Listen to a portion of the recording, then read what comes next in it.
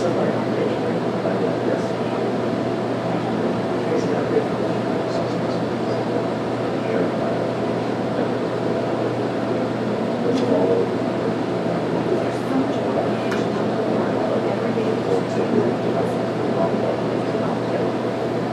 many you put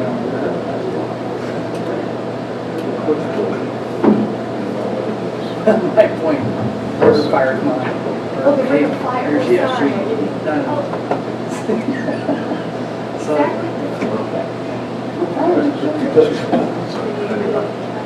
All right, it's 11:15, so let's see if we can get going again. Try that again.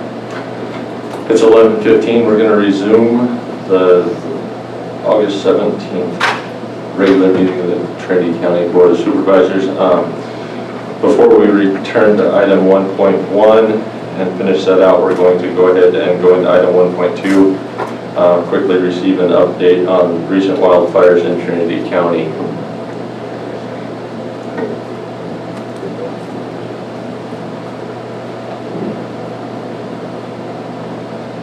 Good morning, Christy Anderson, Trinity County Environmental Health. I just wanted to introduce you to our Team 5 liaison.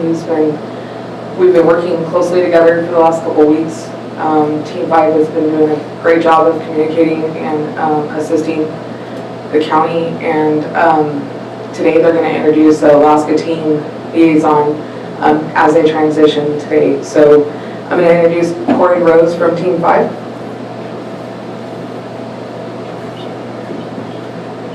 Sorry, a little bit too big here. First and foremost, I just want to say thank you very much for your open kindness towards Team 5. A lot of stuff's going on, and we heard that the cooperative meeting early today with the fire activity picking up yesterday because of the increased wind and the weather that's impacted. What you saw yesterday is basically be a repeat of today. We're in close communications with the community and the movement of the fire, and what steps have to be taken to keep everybody safe. Been here for 2 weeks, so I've met a lot of great people, and I really do appreciate that. And I might have got an invite back to come stay up here by somebody that I'm going to take that somebody up on, so I can come back and say hello to everybody. But what I wanted to do was introduce Kathy, and she'll come up here just briefly. And I've shared a lot of information with her about what we've done so far. I've shared a lot of contact information. She's got my contact information, so she can contact me anytime for any questions.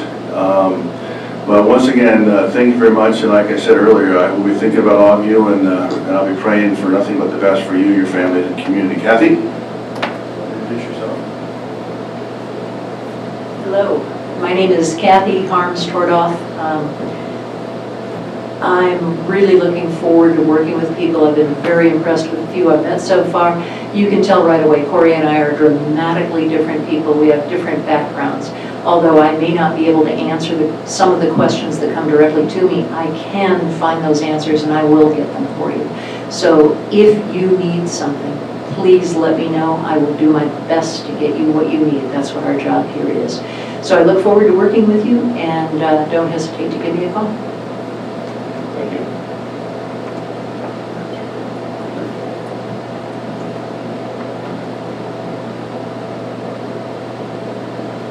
Anything else? Tip rather real quick. Okay.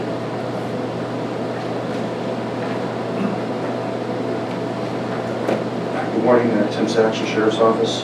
Just wanted to give you a brief update based upon our conversations this morning with Forest Service operations and fire behavior, as well as the weather update. We've decided to issue a few more fire evacuation warnings. Those will be coming out today, this morning. A couple of them have gone out. Probably have one more coming out shortly. The Weaverville area, we have issued a evacuation warning. It's a warning only for the Weaverville community. The Hayfork area north of State Route 3, going north of 3 up into the 299 area, including the Douglas City area, and that's only for a warning, just to advise people, and again, that's based upon the fire behavior. And we don't take these lightly. These are very much issues that the public needs to consider because of the dry conditions that we have, because of the wind conditions, and especially considering what happened yesterday down in the Junction City area. These are bad fire conditions, and we don't know what's going to happen with these winds coming in. So we did put out these warnings today. Just be advised, be aware of where you live, the conditions around your particular environment. If you have animals, especially farm animals, be aware of how you're going to take care of them. If you need to remove them, please do so. If you need assistance, contact the Sheriff's Office, the animal shelter. We have volunteers that are standing by that can assist you if you call us. And if you have any questions, please contact the Emergency Operations Center at 623-1116. Any questions? Yeah, I have one question. So if Hay Fork on Highway 3 gets worse, is their route of evacuation going to be 3 to 36 and then south, and then west to the coast? That's a very good question. Right now we're getting ahead of ourselves. We do have management action points that we set up in conjunction with Forest Service. We have these large maps. We plan things out. We look at fire behavior. We look at where the winds are driving it, and we come up with these issues when we map them out. If we have to close a certain highway and we have to expand warnings to orders, then we take into consideration traffic patterns. We look at evacuation routes, and then we will work with County Roads, DOT, and Caltrans, and we will look at what the best routes are. And that depends upon construction, depends on what natural issues that we have in play right now, such as slides that are active, for example, down the 299 corridor right now. I know we have some construction going on State Route 3 heading towards the coast. Obviously, we would ask Caltrans to perhaps consider delaying the work that they have going on there so that we can actually do one-way controlled traffic 24 hours instead of holding traffic for the delays that they currently have if we had to use that as an evacuation route. Currently, State Route 36, sorry, that was 36, not 36. Yeah, 36 going eastbound right now, I understand is closed in the Shasta County, Tehama County area because of the McFarland fire. That would be a concern, so we'd have to look at coordinating that to see whether or not we could use that as an evacuation route. Right now, 299 going eastbound is open without any particular delays at this time, so we would obviously consider that as well.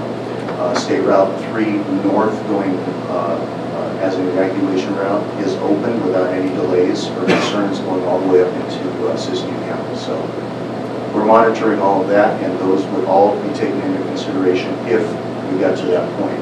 But I want to stress this at this point in time, these warnings are just that, warnings. To just advise people to be prepared. There is no immediate threat at this time. These are just warnings to let you know that should something happen, be prepared. That's all. Thank you. Tim, if we have, especially in the North Lake, people with pastures and anything that have the ability to have horses brought in, do we contact the animal shelter and offer this up, or who do we contact? Oh, that would be wonderful. That's a very good. Thank you. Thank you very much for that question. You can contact the animal shelter, and we could probably put you in touch with the animal rescue group that we have, the volunteers, and if you can perhaps give some names of people who would be willing to do that, that would be excellent. And if other people have ways of transporting animals to those locations, that would be an excellent benefit. Thank you very much. And just very quickly, an update on the river complex. We're still monitoring that situation. They have crews looking at that now. I know it's moving slowly to the east. At this point in time, it's not a threat to the Coffee Creek area. It's still about 8-9 miles away. So we do not see that as an immediate threat to that vicinity, but we are monitoring it. Thank you. I was on their meeting while you guys were having a meeting here, so I'll get a little more update. But yes, you're absolutely right. Okay. Any further questions? No question, I just want to say thank you. Thank you very much. Appreciate it. Thank you. Thank you.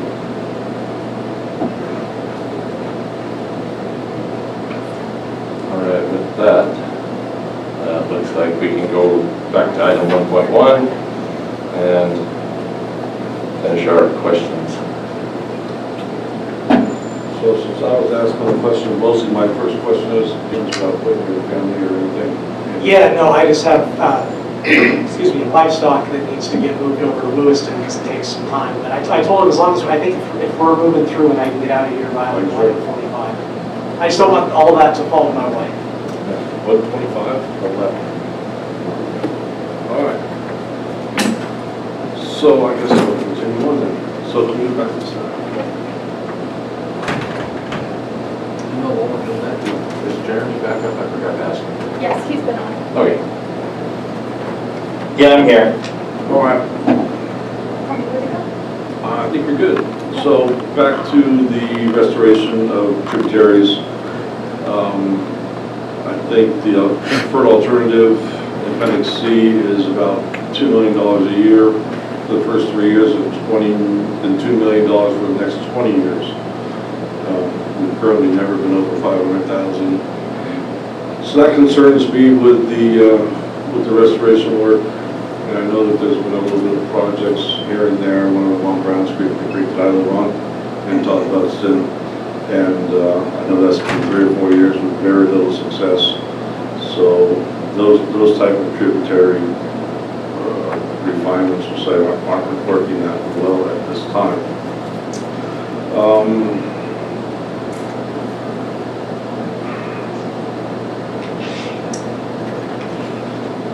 So on the augmentation of gravel, why not move around the existing gravel and take it out of the holes where it's settled and not add more to it, especially in the upper reaches that you just put some in, which I have a question about also. But go ahead. Sure. So again, the purpose of the program is to restore natural processes. So there were holes that were, we'll say historically, but we'll say through the 90s is what I mean by historically, maintained through dredging, not through natural river processes. So it would be counter to the intent of the program to go in and just start dredging holes routinely. If the river is routing sediment through and changing the shape or location of pools, that's not something that we wanted to get into the business necessarily of maintaining or constructing.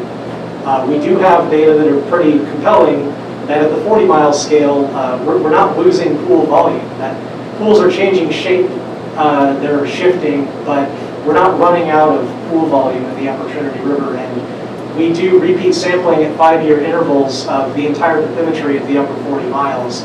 That makes it pretty clear. And in fact, we were scheduled to repeat that sampling this year, but it can't be carried out in a critically dry year, so we're holding on until next year to repeat that sampling.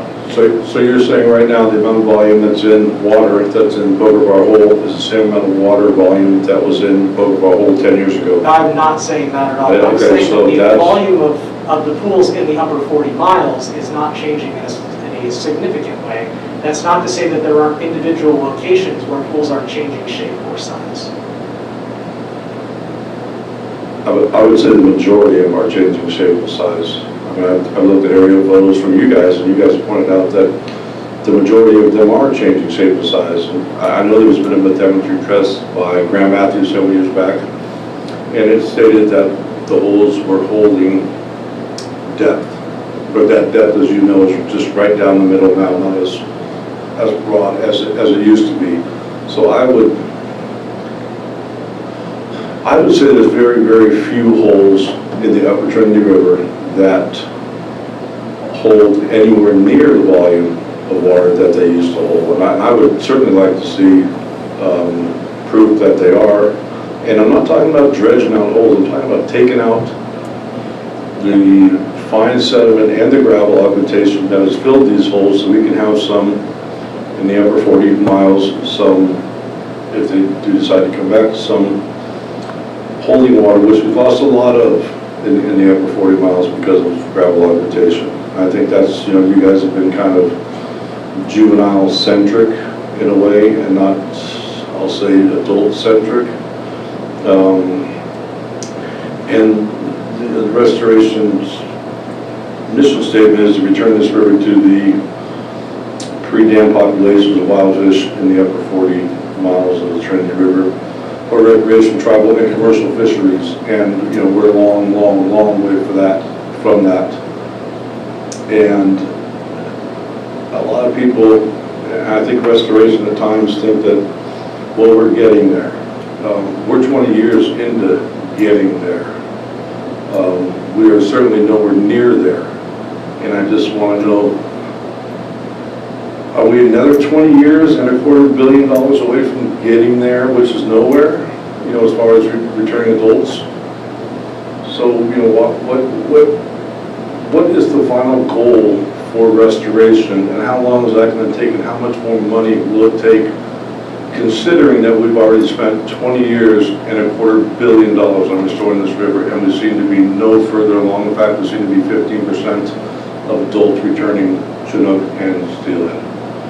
So that started with tributary restoration, and I'm not sure that I can tease out a specific question to answer. As it relates to I'll break them down then. I would refer you to, I'm not a physical scientist, so as it relates to what's happening in specific holes, Okay. I would refer you to Dr. Todd Buxton, Dr. Dave Guyman, or Dr. Connor Shea, who are some of the preeminent physical scientists in fluvial geomorphology in the world, all of whom work within various agencies in the restoration program. I think as it relates to the broader philosophical question of how much longer this is going to take, I think that that's a much more involved conversation than we have time for this morning. Yeah, I guess we do. So the first question I had then was about restoration of tributaries, which is the preferred alternative in ROD, Appendix C, page 30, I think, which says in 2 years, 3 years, first 3 years, 2 million, and 20 years for every year after that. You guys have seen not to take the preferred alternative on the restoration dollar side of things, and these little pictures I see up here of the creeks, and that. I think that's Howe Ditch up there on the right, I'm not sure, on East Weaver. It's the Hanson Ditch. Is it? I mean, that's not, I mean, it's restoration, but certainly not. That's actually, I should, as a full disclosure, that picture is of a ditch that we're not funding any restoration work on. It's just a good example. Just a picture. All right. There's probably better places that I could take picture of legal water rights that are impacting the river. Is there any reason you'd show me a picture of nothing, something you have nothing to do with? Okay. Okay. So, you said earlier that the restoration program was going to formalize adaptive management. What do you see when you formalize adaptive management? Well, I think that that's really going to be driven by the team that's developing that science and monitoring plan, that you're a part of that committee, Supervisor. So what that looks like to me, who's not actually part of that committee, is formalizing the steps and time intervals at which we would assess progress towards objectives periodically, rather than simply learning by doing and adapting daily. We would be setting formal check-in points wherein we would assess progress and adjust course in a manner where it was being done from the top down, rather than just adapting through time. I would have thought adaptive management would have come into play in the prior 20 years, but since I guess 20 years in, we're just getting to the adaptive management part is woeful at best. I can't believe you haven't fully grasped adaptive management after $250 million has been spent. And now you're just getting to formalize adaptive management. Pretty much the foundation of the ROD, and here we are just formalizing adaptive management. Unbelievably poor. So we can go to the the non-scathing headwaters report, which was anything but non-scathing. Can we keep it questions? Yeah, it's on the thing. Can you go to the headwaters site, or I think it was just a picture. So back one more. So the headwaters was functioned or paid for by reclamation yourself. And it's very hard for me to come away from that report saying that it wasn't a scathing report. Almost every single page of that report was scathing. You got two pluses in there, both of them were you have flows and you have money, which you do. You're very blessed to have both those things. Most projects don't. The rest of it was scathing. Was it? Do you have a question about? Yeah, my question is, he said that the argument is here, he says it's not scathing. You read the thing, there's no way you can come away with it without saying it's scathing. So how do you not see that would be a scathing report? It probably comes down to the way that I articulated that.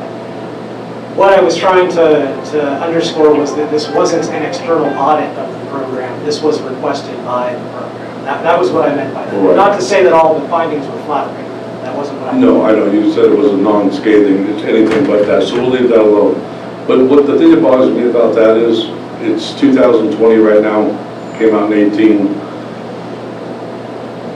That's how far restoration has come in 20 years, to an unbelievable F+ report on restoration and the management, the actions of restoration.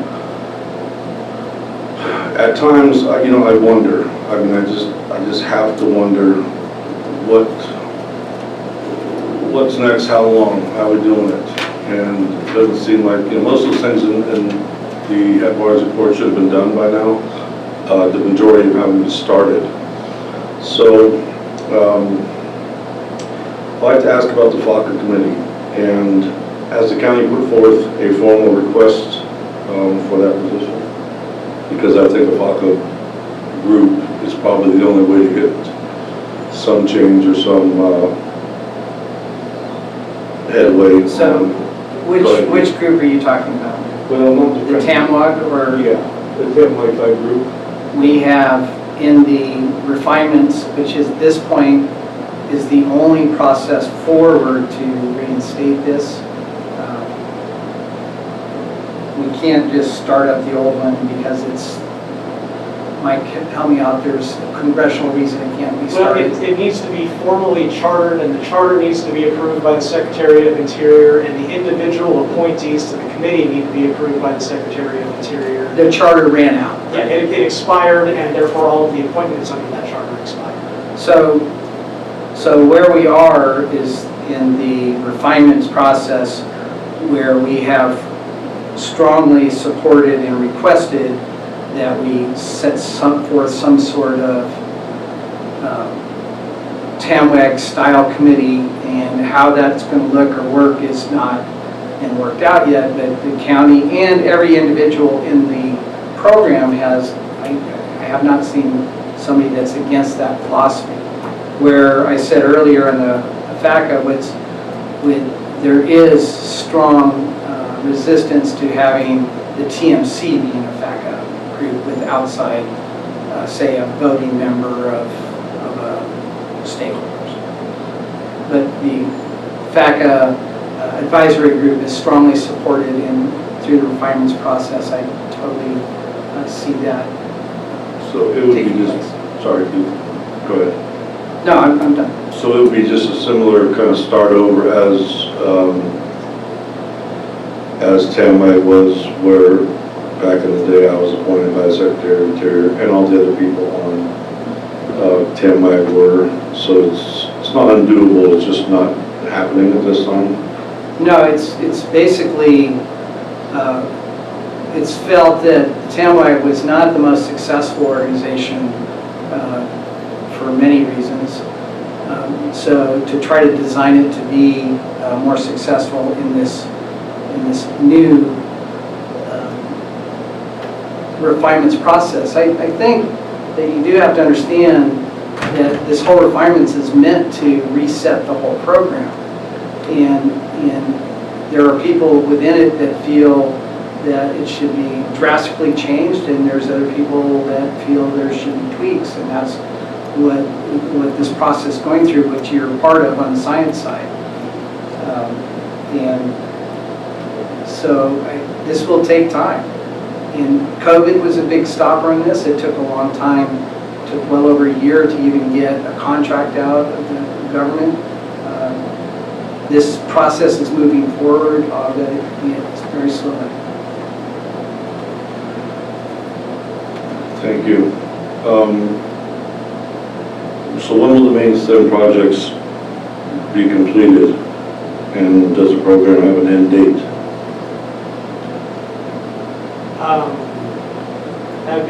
I will admit that any answer I give is probably a little bit speculative. I know that milestones are a component of the program document, and they're actually a component of the program document that we'll be talking about in the committee that's tasked with that tomorrow afternoon, or tomorrow midday through afternoon. I have previously offered that at the scale of the remaining projects and at our current funding level, we'll probably be moving through our existing channel rehabilitation work through 2032, barring changes to our funding level. But that again, it's very speculative because all of our funding is subject to appropriations. So you think it's going to take another 10, 12 years to complete the implementation part of restoration? Well, I think that'll be informed a little bit more based on what comes out of the Phase 2 channel rehabilitation assessment that we're hoping to fund within the next 6 months or so to start work on.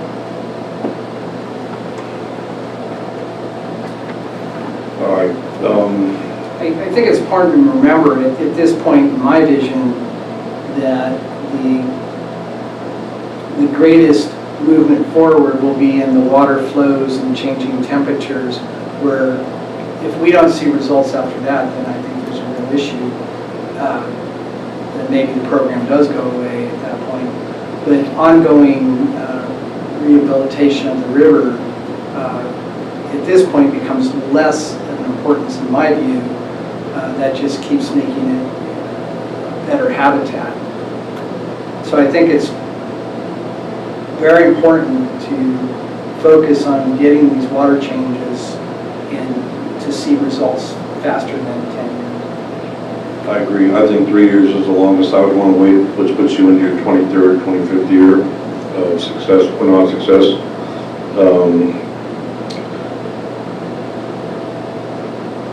I just have a fundamental problem with restoration as poor as the results have been so far.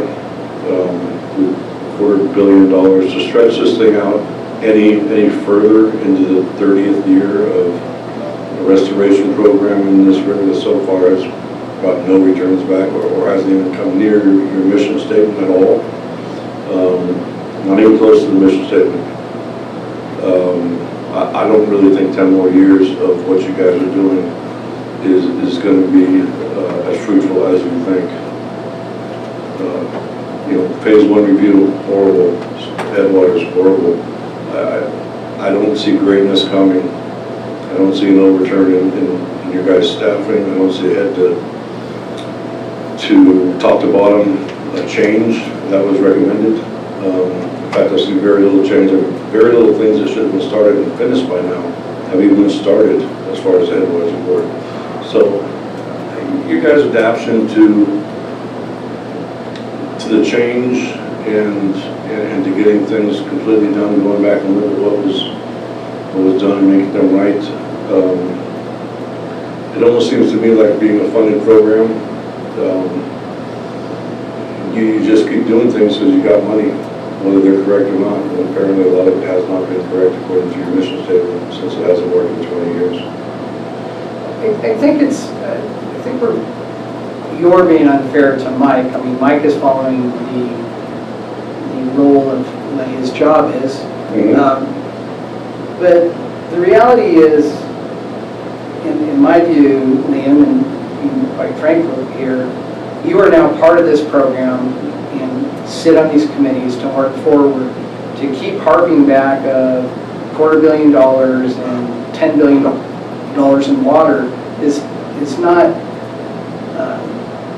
helpful at this point. The only thing that we can do is move forward from today. And so coming up with solutions, which I don't hear any of what, if one project is bad, give us a project that's good to move forward. And I think that's the important part of when I talk about we are not an oversight committee in this group, we are a partner in this group. And partnership means that we put our feelings forward on what is the best thing for Trinity County. And if our resources stay focused on that, and I think that we'll have much more success. Supervisor Groves, or I'm sorry, Chairman, may I offer something there? I know that wasn't a question, but just.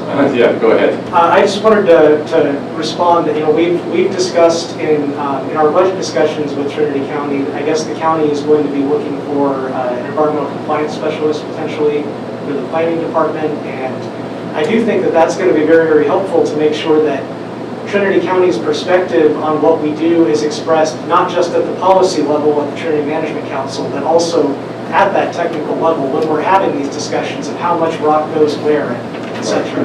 Right now, the county has, for 2 decades, hasn't had a consistent voice in those discussions. And I think having a body in that seat and filling those roles on those technical workers is going to be really important for your role in the program. Understandable. I just think that over 20 years, and I don't hate to harken back, because harken back is all we can do right now. It's look at year 1 through 20 and what it's done and what it hasn't done. But it's been a failure, and it's certainly cost us community. Do you have any more Millions of dollars in economy up here. Okay, I'm done with the question. Okay. Well, we do, Supervisor Brown does have a question on Zoom, so go ahead, Jeremy, if you. Yeah, can you guys hear me all right? Yeah, we can hear you. All right, thanks. Hey, so I was curious, Mike, I put you in touch with the fellow that does the LiDAR snow observations for Sierras, and it's expected that there's going to be funding that's going to help it expand all the way into the Trinities. And I was curious if having accurate snowpack data and water flow release associated to the various tributaries would be helpful at all to the program in forecasting. Yeah, absolutely, and thank you for that. We actually, James Lee, our science coordinator, and I had a meeting with the gentleman from the Aerial Snow Observatory last Friday, I believe. We talked at length about what they have going in the Sierra Nevada and the potential that has to improve our forecasting here. I think it would pay a lot of dividends, not just for the restoration program, but in general, to have better both accuracy and precision on our inflow forecasts. I mean, if you think of the broader scale, we've done dam management releases every several years in really wet years, and those are based on really imperfect estimates about the amount of water that's going to flow into Trinity Lake. I think the last time we did it was in spring of 2018, spring of 2018. So if we had a better idea of what was going to be coming into the lake, we wouldn't have to dump water out of the lake to make room for water that may very well not be coming. And we saw some of that in the Sierras this year and in Trinity this year, where we dramatically overestimated the amount of snow that was going to flow into the lake. I think as of our April water year determination for the restoration program, we were supposed to be getting close to 600,000 acre feet of inflow, and in reality, it's plateaued. We're basically done with inflow. We've gotten like 317,000 acre feet of inflow. So having a better idea of what's coming is going to help us manage what we release, both for dam safety and for my agency at a higher levels water contracts, but certainly improve the precision with which we release water into Trinity for restoration purposes. I am very hopeful that funding will become available to support that project expanding into Trinity. But right now, it's not something that we're directly going to fund, but I see it being wholly beneficial for the county to get that expansion of their network. And for those who aren't aware, this is it was a project that was incubated in the Jet Propulsion Laboratory, which is spun off into a private corporation that works for several federal and state agencies to use aerial LiDAR surveys coupled with on-the-ground calibration sites where people are still punching holes in the snow to get way better precision on how much snow is actually there, so that we don't run into what we ran into last winter where an entire amount of snowpack that was forecast to run off didn't exist. And unfortunately, that led to agencies over-allocating the amount of water that they sent out. Yeah, and to expand on that, yeah, it essentially acquires the snow density and the actual water return value on that. So I think it's pretty exciting. I think the cost was estimated to be about $800,000 to do the Trinities, and it was a series of flights after acquiring baseline data. But like I said, there's a good chance there's going to be funding made available because of the expansion of the Sierra Nevada territory. And Mike, I have one other question for you. How long have you been with the program exactly now? Exactly. 5 years, 2 months, and I'm sorry, yeah, 5 years, 2 months, and 3 days. Nice. All right, well, thanks so much for the presentation and being there. I'm sorry I'm not able to be there in person. It has been challenging, to say the least, to travel around it all. So look forward to seeing you guys sometime in the future, and stay safe. Thank you. All right, Supervisor Cox, you have a question? I do, I just have one question, and this may not be a question directly for you, but maybe more of a conversation. I would just wanted some understanding. So Supervisor Groves has mentioned a couple of times in comments, certain points are, this is Trinity County's stand on whatever that point would be. So obviously that's been something that in the past folks have spoken into and created this stand. What does that look like, today? Does the whole board, does the community, how does this stand get created? And is it something that is kind of a living thing that would become updated at some point? I think this is one of the reasons that I asked for Mike to come here and give an overview to the board members that aren't familiar with this program, because at this point, while I'm still the lead in this, the new board needs to make a decision. Do we take suggestions from the community to write letters to say disband this to the Bureau? Do we keep on participating? Do we walk away? Do we support what's going on or not? So I think this is, I don't know exactly how we move forward from this, but this is the baseline to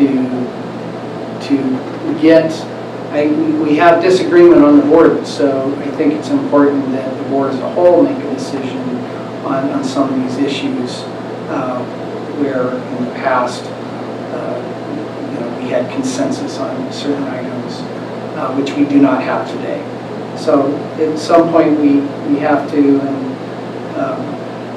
and I hope we look at specific questions instead of just generals, you guys suck or you guys great sort of questions. And for example, and this is an important one, do we write, has been suggested by many people, and ask the Bureau to disband this whole thing and call it a day? So yes, we need to move forward and get more of a overall board view. That would be something to be agendized for a future meeting, and not discussed today. Right. Mike, I appreciate you being here and the effort that it took to create the presentation and to come and present. And definitely different people have different views. I look forward to the conversations in the future and finding ways where we as a board and the community will be able to speak into that and become a part of, what our stand is going to be today. I will admit to you, I'm really distracted today because of the fires. I have paid attention as best as I can. I would entertain certainly more in-depth conversations and speaking into my education of this in the future. I think we're all doing the best that we can, and I appreciate you kind of bearing up under these conditions, and also understand that you need to get to your wife and your animals and such. So thank you. It's not exactly the way that I wanted to have a sheep roast, so. Indeed. So I did want to extend, and I know that Supervisor Groves and Supervisor Gogan are available if and Supervisor Brown for that matter. But, any of you can reach out to me individually as it relates to just wanting to get more information about what we're doing or why we're doing it. And certainly to let me know what concerns outside of the Board of Supervisors and your role on the Trinity Management Council. But if you have specific concerns related to your district and the constituents in your district, we have an open line of communication. All of us are routinely engaging people daily, so don't hesitate to reach out. Thank you, I appreciate that. Thank you. Thank you. No question from the vote? No, we're not, this is not a public comment item, so thank you, sir. Thank you, Mike. We will, Stay safe, Mike. Thank you. You too. find the next page.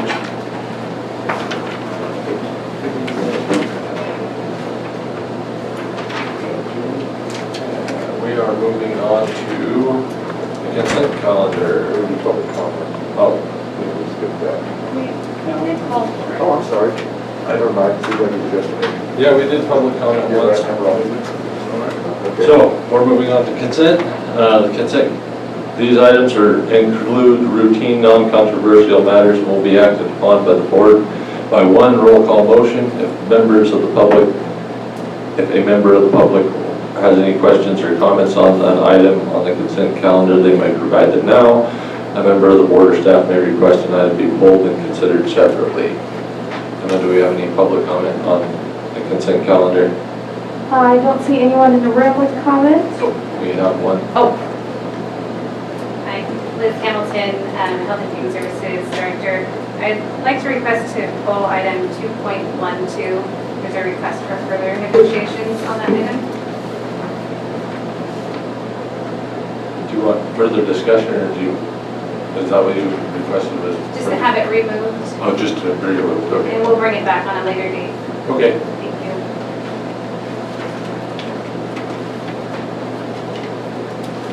Do we have any other items? I would like to pull 2.6, please, just as a matter of discussion. 2.13, please. What you got, 2.16?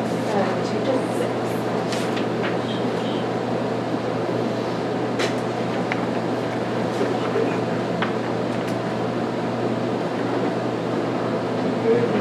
Anything else? Did you get my 2.13? 2.13, yeah.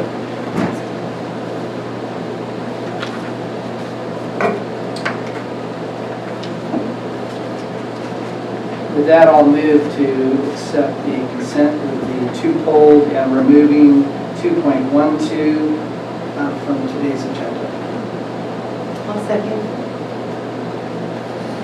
Motion by Supervisor Groves, second by Supervisor Cox. Supervisor Cox, how do you vote? Yes. Thank you. Supervisor Groves, Aye. Supervisor Gogan, Aye. Supervisor Brown, Aye. thank you. Supervisor Frazier, All right. thank you. Okay, so with that, we will go to item 2.6.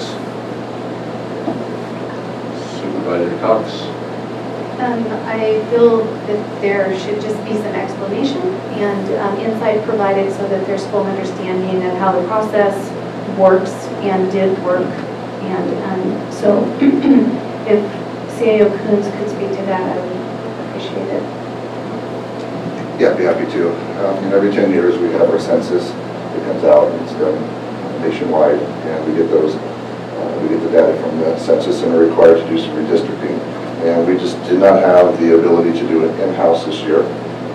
Just the amount of time, everything going on, it just wasn't feasible to do it in-house. So we did an RFP where we put out to all interested organizations that are qualified to do a redistricting for us. And so we put that out with all the background and information that they can provide to show their qualifications and their costs. We did that. We received 4 bids. We are federally, state, and locally mandated to do a procurement on something such as this, and there's a process in which we have to do that. So we set out the RFP. There's a certain amount of time to submit. At the end of that time period, then we have a team that will rate and rank, score the applications, which we did. We don't open it until we until the team is there. It's something that they're in sealed envelopes, no one gets to see them. And then we score, rate, and rank, and we did. And which one was it? Flo was the one that scored the best. So we reached out to them to see if they were interested in contracting with us. They were, so then we're presenting the contract to the board for approval.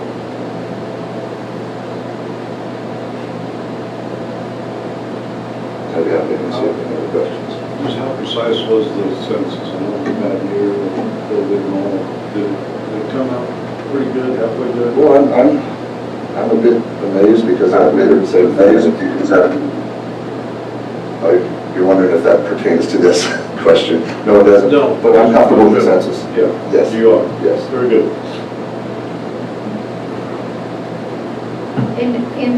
I guess in the ranking, that goes on, you said in sealed envelopes, so we wouldn't see who the RFP came from. We would just see what was presented as far as response from them, and then it would be ranked without looking at the entity. No, once we open envelopes, we know who the entities are that are applying. We just don't open it until then, so no information gets out, because we do have that mandate that we aren't allowed to get the information out. But I can give you the rankings if you're interested in the different organizations that apply at this point. But prior to that, no, we were not able to. But it's not a blind taste test. We know who submitted.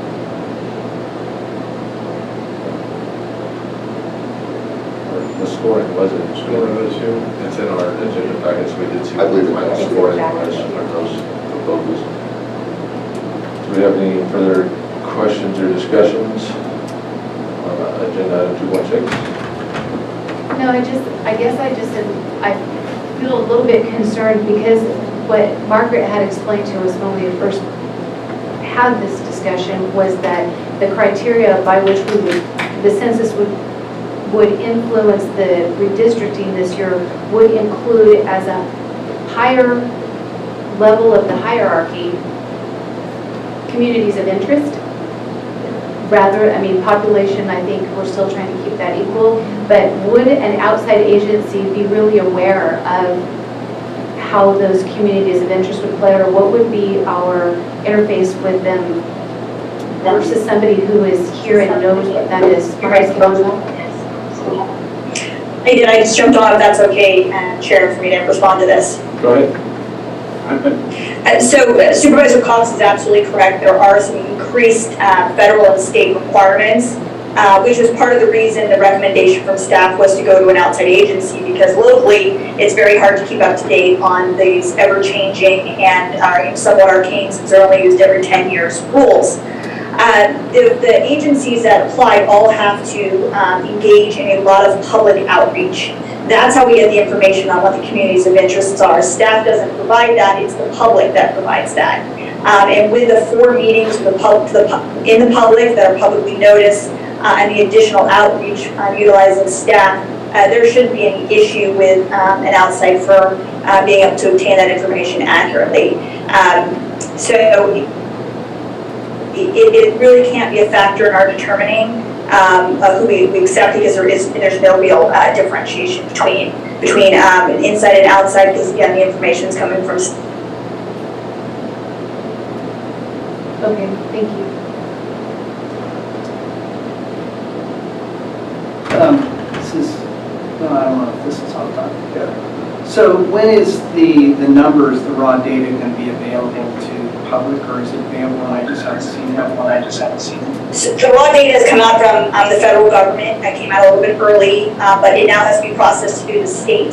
The state is anticipating early as well, but we won't have the raw numbers until late September, early October. So how does this get published in the newspaper? So that's from the federal data. Well, it got published how many people were in the county that we led the state on growth.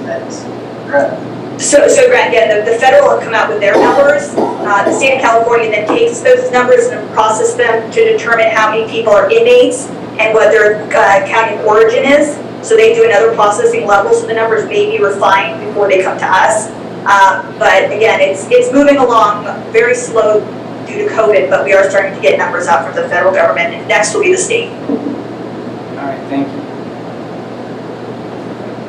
Any further questions or discussions, or would someone like to make a motion?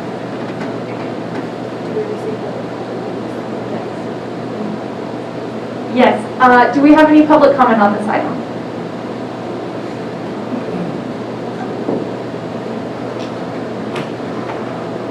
Good morning, or I guess it's the afternoon now. My name is Kelly Sheen. I'm the district manager for the Trinity County Resource Conservation District. And I just wanted to make a comment, not so much for I understand the process that you guys came to your decision with, but I just wanted to give a little bit of context to the redistricting process. Cao Report used to do these things, in a weekend with tabular data, and since then, things have changed quite a lot. When I worked with John Jelisich, the former director of the planning department, we had been working together for over 10 years, creating seamless countywide data sets for the entire county, which had never been done before. And that data was the basis for which we used, along with the census block data, to create the supervisorial district boundaries that were adopted in 2011. That process was fairly transparent. Everything was being, basically discussed and presented to the board as progress was being made, as well as I believe the planning commission as well. I guess I just want to state that I'm not here to sway the decision on this, because I think the process, was fairly well described, and we definitely came in high. But I did want to make a point that this is not, the redistricting process is one thing, but it actually ties in with quite a number of ongoing processes revolving around elections that have to do specifically with special districts, how special districts are affected by the redistricting, and that will probably end up falling to us as a partner of the county. The RCD is a partner that provides GIS services to the county, and we'll probably be picking up pieces after a consultant comes in and basically charges what they charge as compared to what we would charge. I just wanted to make it known that we will obviously, as partners with the county, provide whatever data we need, because they will obviously be coming to us to find out that information and acquire that information. But I just was a little disappointed in the fact that that money was not kept local when there is local capacity to do that work. Thank you very much to the board. Thank you. See you go.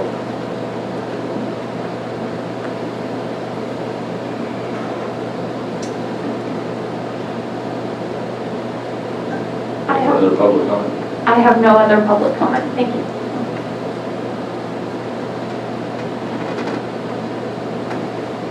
Anyone care to make a motion? I'll sum it. Have a motion to accept? To accept. I'll second. I'm sure we should.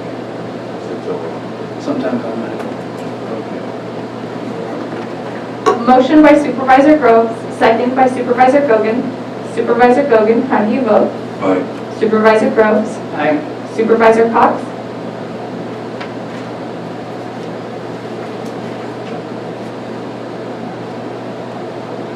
I'm on it. Tick, tick, tick, tick.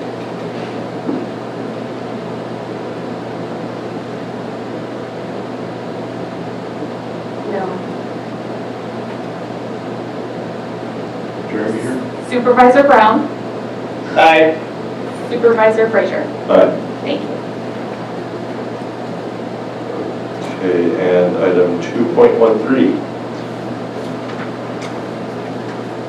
Okay, sure. Yes. So this is a contract with Velocity. And my question is, and maybe I'm just misunderstanding it. It says, existing fiber, and I'm starting in the middle of the paragraph, provided necessary materials and permits for a total cost of $12,000 installation, and fiber extension from Velocity existing fiber path to the cannabis building department, and all other associated dark fiber would remain the property of Velocity. Why are we paying somebody to install all this and then they keep to get ownership? Is my question, and maybe I'm misunderstanding. And why, and my bigger question is that the service is pretty mediocre at best, at least in my experience in the courthouse. So why aren't we putting our own fiber in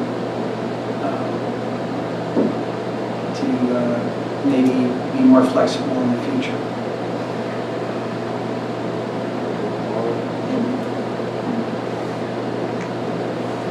Do you remember my problem? She is on, and it does look like she has unmuted herself, but I haven't heard her say anything yet. Can you hear me? This is Kim. Yes, we can hear you. Barely. Yeah, my sound's not so great. Sorry about that.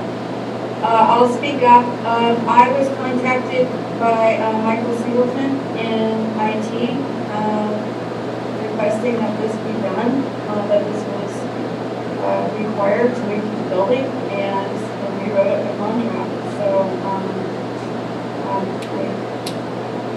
I do not have that answer. I have to refer to Michael on that. I was directed to the contract, so we can move to the building. So I get that I might be missing something here, but normally when you pay a service, you know, if I buy my satellite dish, I own the equipment. So I'm not, that's my basic question. And yes, and I can't answer that. So maybe we should continue this until Mr. Singleton can answer that question. Yeah, I was doing the office, he's the one who oversees all our contracts. I'll pull it up, but I know what to get. So I don't want to venture a guess and mislead the board. Okay. While you're looking for that, Supervisor Gross, I'm just curious, how would the county have the ability to put in their own dark fiber? You call up a dark fiber company and put it in. I mean, there's companies that just, I mean, most organizations wire their own, put in their own fiber.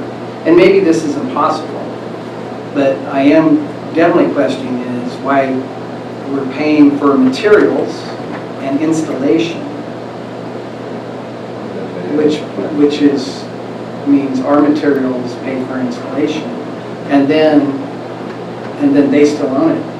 And unless I'm missing something, which I very well could be, that sounds like a pretty good gig to me. If somebody pays me to build their house and gives me materials, and then I still get to own it. So we should probably ask that question before we assume on someone's character. Not assuming on anyone's character.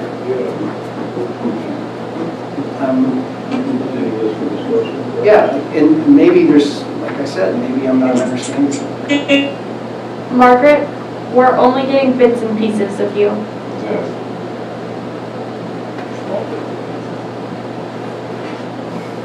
So I recommend that we continue this until we can get the full picture. Would you make that recommendation in the form of a motion? I will. I move to continue this to either later today, if we can get a hold of Mr. Singleton, and or to the next meeting. I will second.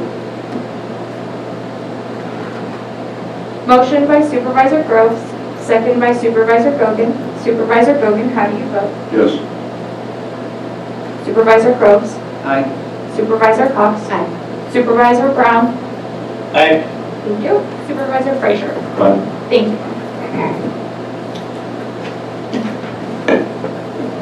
Okay, so reports and announcements. Do we have any department heads? I see some in the building.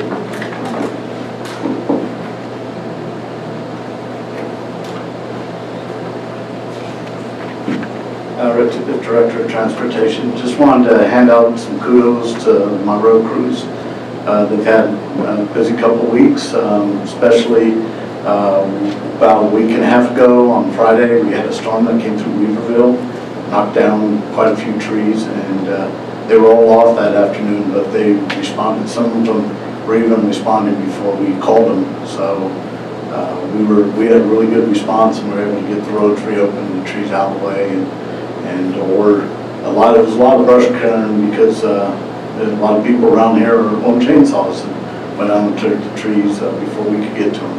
But I wanted to tell them thanks for getting out there. And then also during the fire, they've been real diligent to follow behind the fire and make sure that the roads are clear, especially trying to be ready when we do go to repopulation, that there won't be any delays for people getting back into their homes. So they've been pretty busy, and they're just trying to keep up with what's going on.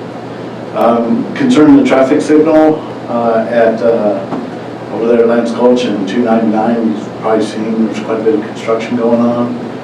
They're getting in, putting in the underground cables right now as we speak, and they'll be tying in different things. And for the most part, the traffic signal is on schedule, but there was a issue that came up in the corner where the CHP is, and we had to move the base of the pole over about 5 feet. And what that did was it puts the signal heads out of alignment, so we have to order a new pole. And unfortunately, with the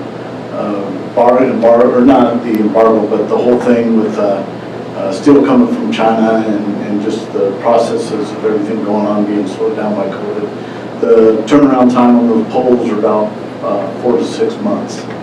So the pole is ordered, and we are going to get everything at the intersection installed. It will be in flashing red. It will just be missing one of the arms for about probably 2 months after we're done. And when that arm comes in, they'll lift it up, install it, and finish off. It should take but a day or two, maybe 3 to get it finished up and working. But they'll have everything else working before we get to that point. So. It's construction. It's hard to see underground and to tell what's going on. We ran into the CHP, a deeply buried sewer line that goes to the CHP building. So. In a roundabout there and stuff. Stop. Just straight through, nothing. So in other words, you will be long gone before this ever gets completed. Jill, Merry Christmas. I have most of it there. I appreciate your efforts. Yeah, and we're also we're going to get them over to work on that signal rip run too. So hopefully that will be taken care of in the next couple of weeks. Okay. Thank you. Thank you. Thank you.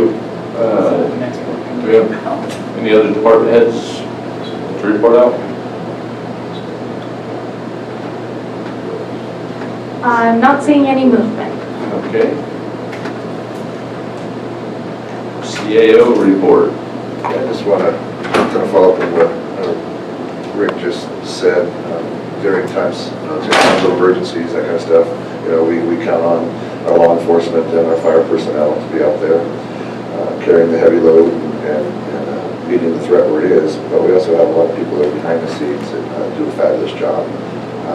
I just want to kind of give us thanks to some of our department heads, their staff, Liz Hamilton, Social Services, and OES. Christie's out there doing a lot of work. Those people that behind the scenes are the ones who are going to be getting us all our reimbursements and making sure that everything all that's done is paid for. Rick, he's been out there even though he shows up in shorts and a Hawaiian shirt now. Because I think he's already in vacation mode, but he's dedicated his effort to the community, and I just appreciate what everybody's doing. So thank you very much. Thank you. All right. Supervisor reports. I guess we can start down at the end with supervisor. Supervisor Groves?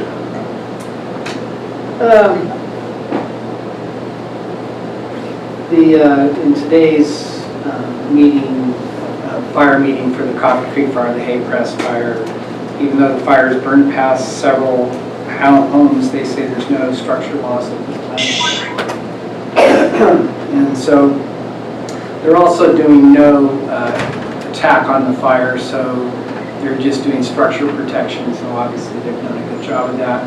Fire's slowly moving around, doing a lot of damage in the wilderness, but as the sheriff said, no immediate threat for downtown Coffee Creek or downtown Trinity Center. I had a TMC meeting, but I think we've had enough of TMC. It was just basic update, nothing exciting there. I do want to mention something, and I know that we're in our own world crisis in our town, and which is rightly so. It's taking all our energies. But this is, I'm going to be a little philosophical here. Watching today's actions and yesterday's actions in Afghanistan reminded me a lot of watching what happened in Vietnam. It kind of brought back some memories that I was not a part of.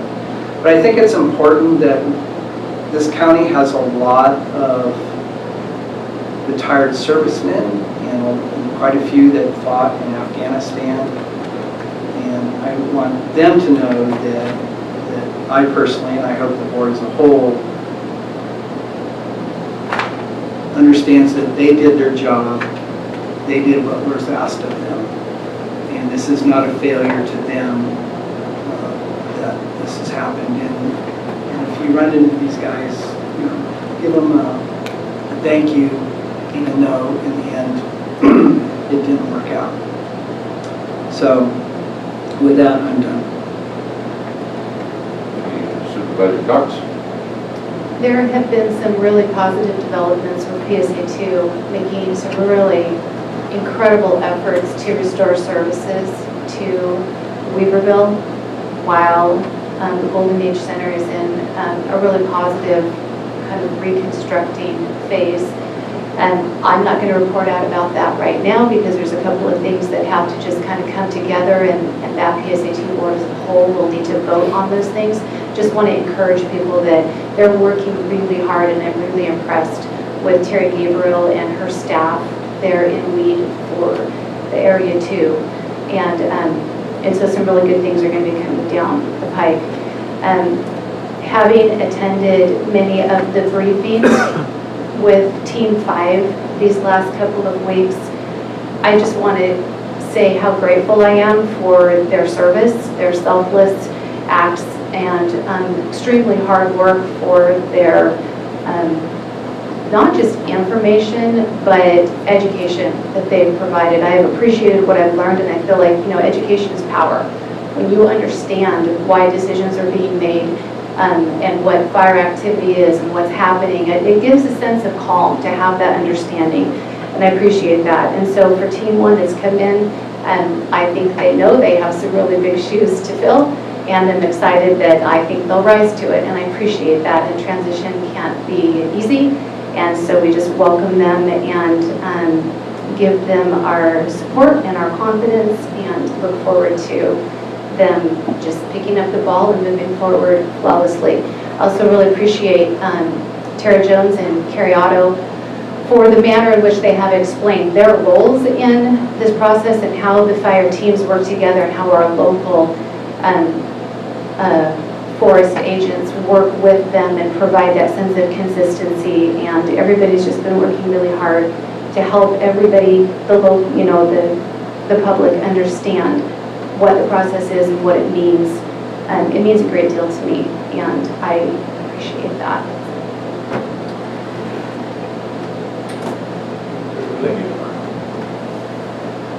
So I'd just like to thank Keith for what he said at the end there about our veterans. That was great.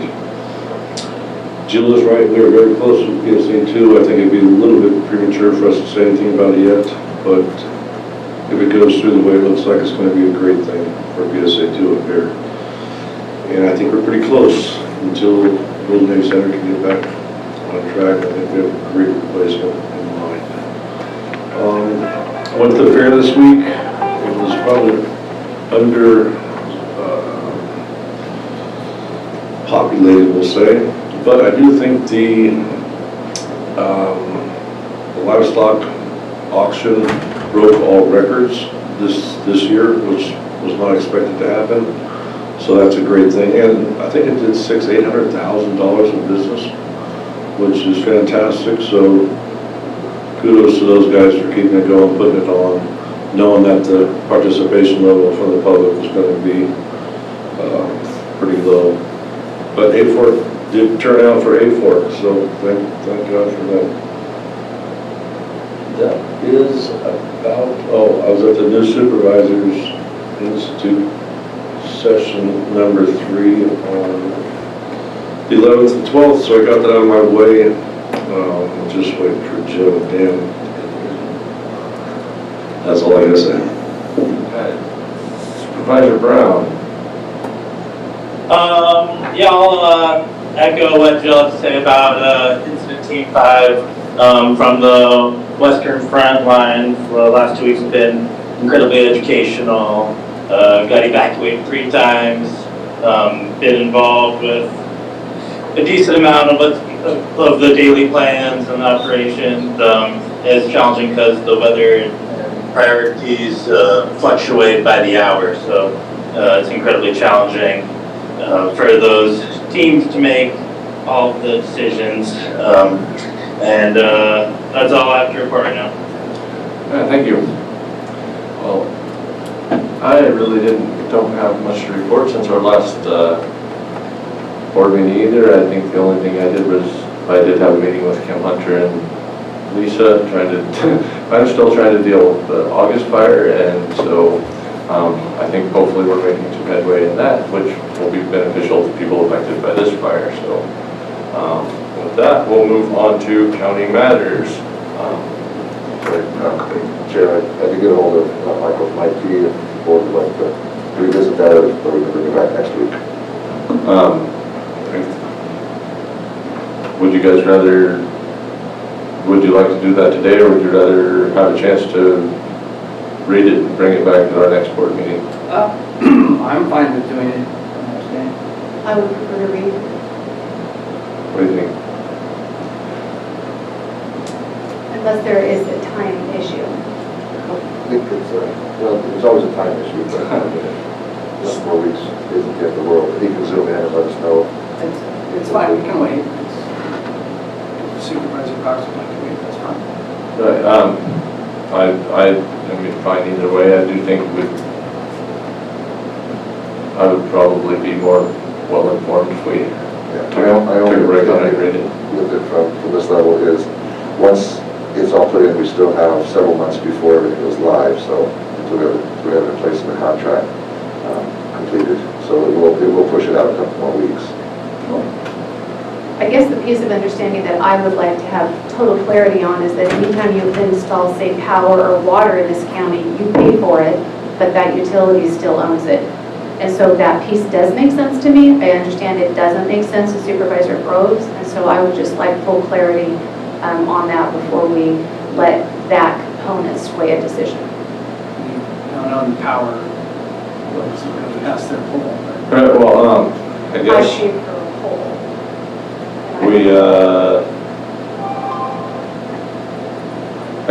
We'll bring it back to our next board meeting, and then everybody will have a chance to read and understand it.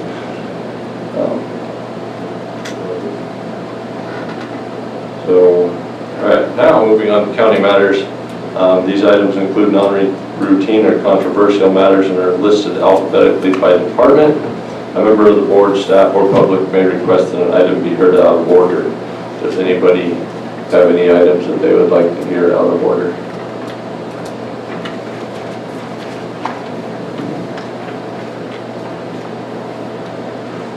Seeing none, we will take them in the order we've received them. Item 4.1, approve an agreement with Mid-Valley Title and Escrow to provide foreclosure proceedings on behalf of the county to resolve defaulted housing rehabilitation loans. No impact with general fund 2002 $200,000 from the grants department. And this, I'm assuming would be Susie, or are you going to take I it? think Susie's on also, and I'll let her take the lead, and I'll be happy to answer questions too. Perfect, thank you. Good afternoon, everybody. The matter in front of you today is with regard to the housing rehabilitation loan portfolio, and the matter of fact that unfortunately with those housing rehabilitation loans that the county has provided to our residents, several of them have defaulted on their loans for a variety of reasons. Unfortunately, the number one reason as of late is because they have passed away. And in order to regain or recoup some of the rehabilitation loan proceeds that we originally loaned out, we will need to hire a firm, and in this case, Mid-Valley Title and Escrow, to handle the foreclosure proceedings and the sale of those residents or parcel properties in auction. The reason this is coming to you is because Mid-Valley Title and Escrow is the only firms who have responded to an RFP that we held quite a long time ago. In responding, they advised us that they did not have, nor do they hold, the types of insurance that the county requires to contract. And there have been several conversations going back and forth with county staff about that. The Mid-Valley Title and Escrow firm, as all realtors, brokers, and escrow companies are held to, are standards for the work that they do, held by the California State Administration, but also the cost that they can charge to entities or jurisdictions that they work with in handling foreclosure proceedings is also dictated by the state. So with that, they hold only errors and omissions insurance. So this agreement is in front of you today to assist the county with foreclosure proceedings with only the Mid-Valley Title and Escrow Company holding errors and omissions most appropriate insurance, and not the other levels of insurance that our county requires. If we are unable to secure a contract with this firm, because our first firm that we selected bowed out for the same reasons, they could not comply with our county's insurance requirements, we will be sitting on at least a dozen properties that we cannot do anything with because we don't have a firm that can handle foreclosure proceedings and meet our county's insurance requirements. So with that, well, any questions that you may have, and I know the CAO can chime in as well. Does anyone have any questions from the board? Do we know what the value of those dozen properties are? Well, it depends. There's a couple of the rehabilitation loans. If the individual has both a home and a CDBG loan, which should not have been done years ago, the loan to value ratio is upside down. So it's at least $1 million with those properties, at least $1 million. And the value of this contract is $200,000. That's a really high amount. Hopefully it will cover the administrative burden for Mid-Valley Title and Escrow to handle all of the foreclosures and the auctions.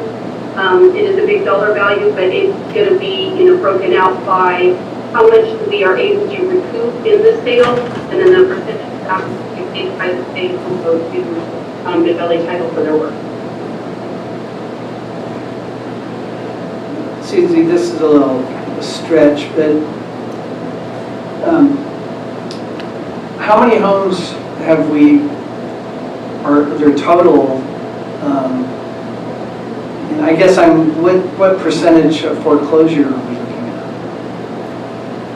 So there's at least 45 to 50 loans between the three different funding sources, which are CDBG, Cal Home, and Home. These loans were made in the late 2000s to early 2010 and 12 area. There were multiple grant cycles. The saddest part of that is that CDBG loans are, immediate payment. So they're amortized over a 30-year period, but payments begin immediately. So it's a little bit easier to keep track of those folks because should be making regular payments, and then we do annual certifications of income and residency. But we have some folks that took out house home or home loans that are deferred for 30 years. Those loans were not done appropriately when they were first taken out, and they were accruing large pots of interest as well.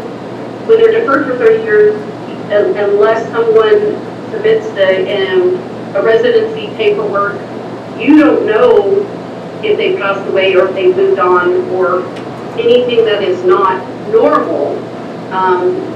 And so, when I took over the grants department, when I first looked at the accounts, there were 5 or 6 people that there were notes in the files that they passed away and nothing had been done for years.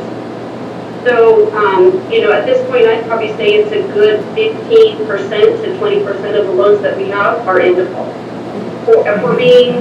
For being either deceased or some other crazy nuance with the file. There are people that are in default right now because they're not making payments, but those ones we can work with if they're still obviously living. So I guess my statement would be, it sounds like these are things that we're not going to put ourselves in the same situation in the future, because having to foreclose on 12 homes is not the position I really would like to be in.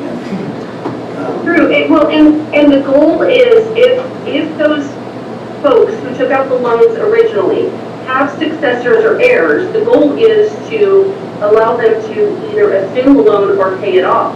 The problem is that I have done that with the loans that we can. Matter of fact, there's one paying off this week. But these folks had no successors or heirs. No one is stepping up to claim the property or an interest in it. So I don't want to say it, we're not losing anything by foreclosing. I think we're improving the county's light because these homes have been vacant in many circumstances for 7 or 8 years, and the neighbors are now complaining. So I think we'd be doing ourselves and the community justice by foreclosing, at least on these, where the family is not known and the owner is. So Susie, correct me if I'm wrong, I see this as one being fiscally responsible, even though it's not fun to be in a position to have to foreclose. It seems like it's the fiscally wise thing to do. And it also seems like it could be opening up a home that maybe somebody would love to pick that home up for as a fixer-upper and turn some blight into a home that it's one less that we need to find housing for.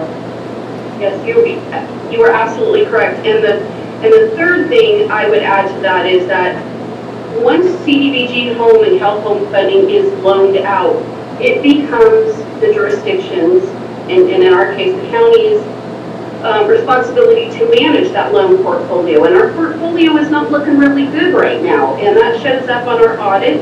And my name is attached to that audit line. I hope to remedy it going forward. This is the only way at this point that I see it being remedied. And in addition to what you said, Jill, what will happen when these homes go to auction, we will recoup those costs. And then we can turn around and cycle that money out to the community like we have been doing in the last couple of years with program income applications. There's 17 program income and CDBG applications from our county in the hopper or somewhere in the development process. I'll be submitting 2 more next week. This funding would go back into that pot to recycle out to do good deeds for the community. So all good things in my opinion, regardless of why we ended up here. Any further questions? Do you have any public comment on this item? There's no one in the room. I have no hands raised and no new chats. Okay. Someone care to make a motion? I would move to adopt item 4.1 as presented. I will second. I have just a question. Is there an ability to hire somebody to look for the errors in this, or we just say that's not our responsibility and walk away? To a certain extent, Mid-Valley will do some of that work with my partnership. Before we get down that path of foreclosing, there'll be an article in the paper, not an article, an announcement, I should say, in the paper, looking for those successors and heirs as a last effort before we go down that foreclosure road. But, you know, I have reached out to partners, next door neighbors that have called, been given addresses of family members, and people aren't responding. And just add to yes. that, it's, the foreclosure process is exactly the same as it would be if it were a local bank. The property be posted on a piece of property, and they do try and find heirs or anybody who can become fiscally responsible for that property. So it's not a government foreclosure, different system. It's the same system as if we were a local bank foreclosing on private individual property. I just have a little bit of angst that somebody owns this and they could be losing a significant amount of money. And I guess it's not our responsibility, but maybe it's because this is one of my things my dad did for a living, was finding heirs in situations like this. No, and an effort will be made to find the next of kin or someone who is in line with that. But as Susie was saying, they have to assume that loan because these are owner-occupied, low income. So if they happen to have an heir who lives in San Diego and is worth $3 million, they don't qualify for this loan. They can't assume it, turn into without paying it off. Well, I understand that they could pay it off and then. Yeah, if they pay it off. I don't know. Yes, if they pay it off, then it becomes theirs. Maybe this is just, and Jill's points were well taken. This is better off for the community as a whole, but I just have a little angst in the government taking people's property. Yeah, and I agree with you, Keith. This is not an easy task, but it is the one that is most fiscally responsible for both the county and the community as a whole. We'll implement skip tracing in addition to what the title and escrow company is going to do on our behalf. We'll make every effort to find successors and heirs before we go down that road. All right, thank you. I guess that's what I'm looking for. Yeah, I agree with you. I'm done. Any other discussion, questions, comments?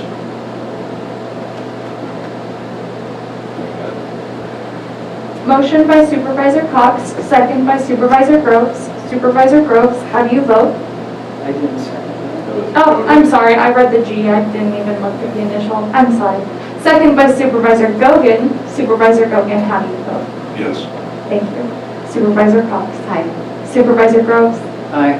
Supervisor Brown. Aye. Thank you. Supervisor Frazier. Aye. Thank you. Thank you. Okay. Human Resources, item 4.2. Take the following action regarding the Administrative Coordinator 1, AC1, Administrative Coordinator 2, AC2, and Accounting Technician 1, AT1 classifications.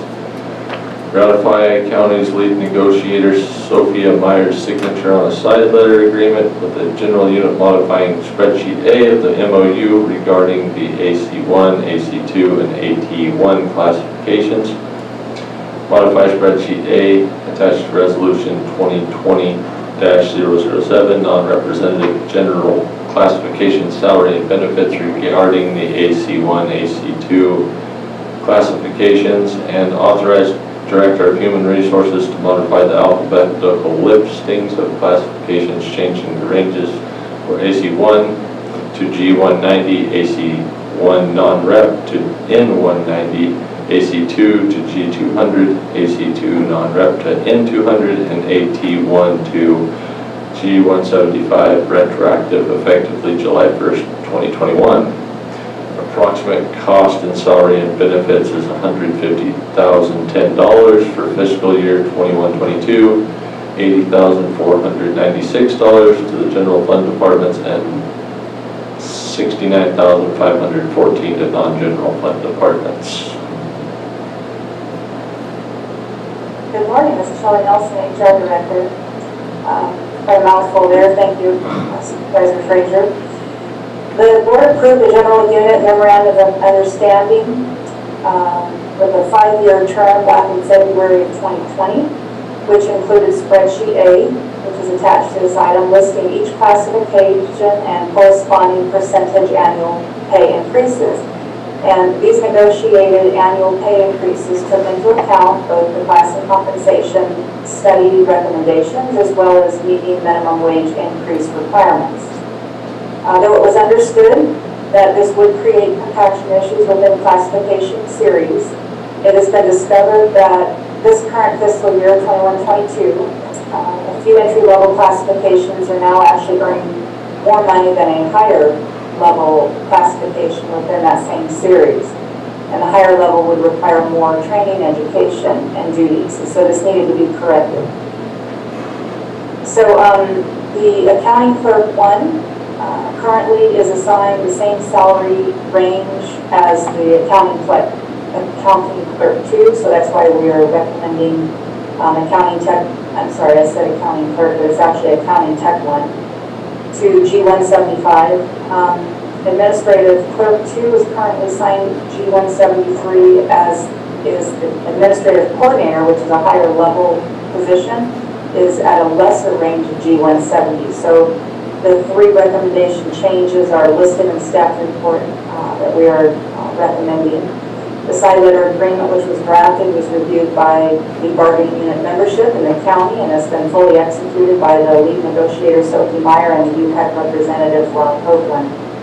I'd like to add on additionally, though, that effective non-represented classifications, there's actually a small group of employees who, because of their job duties, are unable to be members of an employee bargaining unit. Therefore, they have no collective bargaining abilities, and historically, these employees have been provided the same level of salary increase in benefits of their represented counterparts. So we do have an administrative coordinator 1 in the non-represented series, as well as an administrative coordinator 2 in the non-rep series.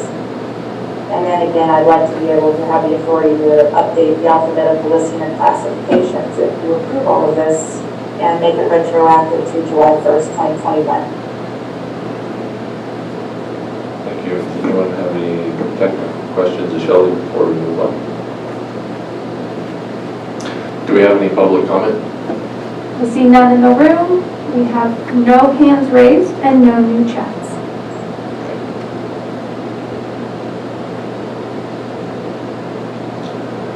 I'll move to accept 4.2 as presented. I will second. Further discussion? Motion by Supervisor Groves, second by Supervisor Gogan. Supervisor Gogan, how do you vote? Aye. Supervisor Groves. Aye. Supervisor Cox. Aye. Supervisor Brown. Aye. Thank you. Supervisor Frazier. Aye. Thank you. Okay. Sheriff, item 4.3. Approve a budget adjustment for fiscal year 2021 for the Sheriff's Department, 2,200, decreasing revenue by $124,520, salaries and benefits by $4,415, other charges by $50, and fixed assets by $22,000, and increasing services and supplies by $13,000, inter-fund expenses by $66,679, and intra-fund expenses by $32,328. Approve a budget adjustment for fiscal year 2021 for Jail Department, 2,300, increasing revenues by $69,321, salaries and benefits by $267,956, inter-fund expenses by $4,200, other charges by $6,479, fixed assets by $5,288, and increasing services and supplies by $34,192, and transfers out by $18. Approve a budget adjustment for fiscal year 2021 for National Forest Eradication NFE Department, 2,290, increasing transfers in and inter-fund expenses by $18, and approve a budget adjustment for fiscal year 2021 for Contingency Department 9901, decreasing appropriations by $29,670. increase in the general fund appropriations in the amount of $29,670. Current contingency balance is $123,504. And the Sheriff Saxon here to Mary. Good afternoon, Chairman and board members. This is Mary Treese, the Assistant Manager at the Trinity County Sheriff's Office. Sheriff Saxon's not able to attend today, he's in the field, so I will be presenting this item. Okay. This is just some more budget cleanup for fiscal year 2021. We had some savings in the jail budget. We wanted to reallocate those general fund dollars into the sheriff, where we had quite a bit more expenses than anticipated, and it has a contingency ask of $29,670. I'm glad to take any questions. Do we have any questions?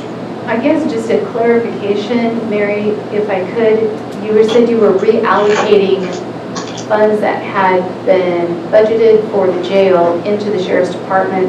I'm just curious why then it looks as though we're decreasing the contingency fund. So the savings that we experienced in the jail budget is not quite enough to cover the increase in expenses in the sheriff's budget, and therefore the difference is the amount of the contingency funding asked. Perfect, thank you. You're welcome. Any further questions?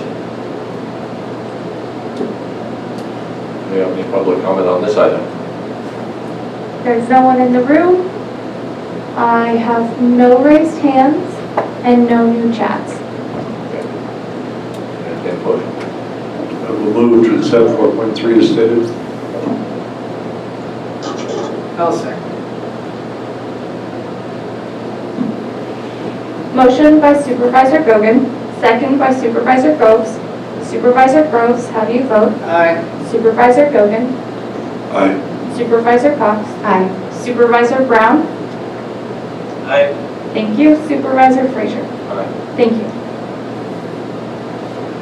Thank you, board members. Have a good afternoon. Okay.